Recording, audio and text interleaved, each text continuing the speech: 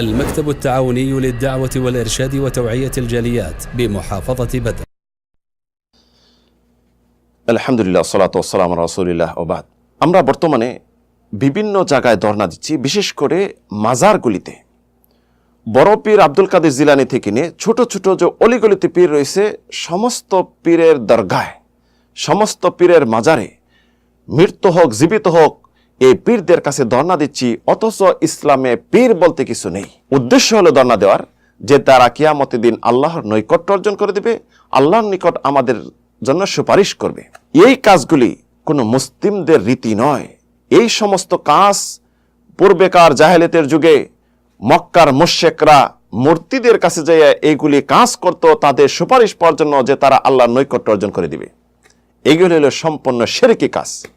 আল্লাহ রাব্বুল আলামিন এই সম্পর্কে বলছেন, ওয়া ইয়াবুদুনা মিন দুনিল্লাহ মা লা ইয়াদুররুহুম ওয়া লা ইয়ানফাউহুম ওয়া ইয়াকুলুনা হাউলাই শুফাউনা ইনদাল্লাহ। তারা আল্লাহ ছাড়া অন্যর পূজা করত, অথচ তারা কোনো ক্ষতিও করতে পারবে না, তাদের উপকারও করতে পারবে না। আর তারা বলতো এরা আল্লাহর নিকট আমাদের সুপারিশ করবে। তাদেরকে যখন বলা হতো মক্কার মুশরিকদেরকে যে তোমরা এই মূর্তিদের পূজা করবে না, কোনো কাজে আসবে না, তখন তারা বলতো মা না'বুদুহুম ইল্লা লিকাররিবুনা ইলাল্লাহি যুলফা। আমরা তাদের ইবাদত করি না, শুধু এই জন্য করি আল্লাহর সান্নিধ্য অর্জন করে দিবে।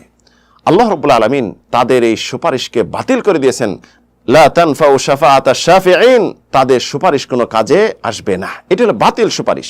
জাহান্নাম থেকে এবং আল্লাহর আযাব থেকে বাঁচার জন্য সুপারিশ করবে। সুপারিশের জন্য তিনটি শর্ত রয়েছে। প্রথম শর্ত হলো যে সুপারিশ করবে তার প্রতি আল্লাহর সন্তুষ্টি থাকতে হবে। দ্বিতীয় হলো যার জন্য সুপারিশ করবে তার প্রতি আল্লাহর সন্তুষ্টি থাকতে হবে। তৃতীয় হলো আল্লাহ রাব্বুল আলামিনের অনুমতি লাগবে। তবে যে সুপারিশ করবে তার প্রতি যদি আল্লাহ সন্তুষ্ট না হন, যার জন্য করবে তার প্রতি যদি আল্লাহ সন্তুষ্ট না হন, তাহলে অনুমতি আসবে না।